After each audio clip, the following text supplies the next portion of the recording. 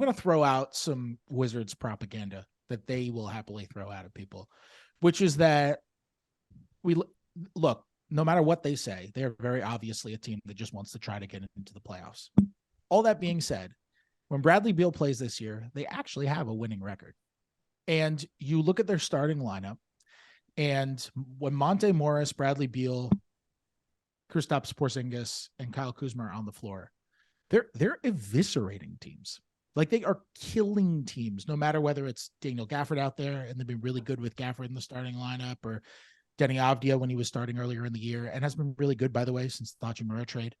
How much of their confidence that, like, okay, we're locking into this roster is just based on the fact that those three guys especially clearly play well together, versus just like, okay, it's the Wizards and they are just going to try to get into the play-in tournament because that's the objective and that's what they do.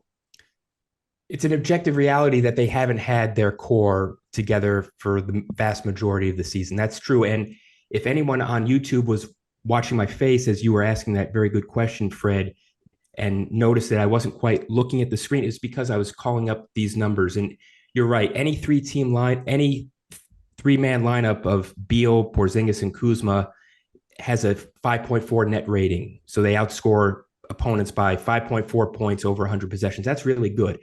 However, and there is a however here, the team is only 11-12 when all three guys have played.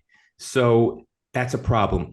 What they would then counter and say is that when all three of those guys plus DeLon Wright, their best perimeter defender, plays, then they're really good. Isn't it interesting that maybe one of the most important people on the entire roster is DeLon Wright? They are now 14-6 in games that he's played.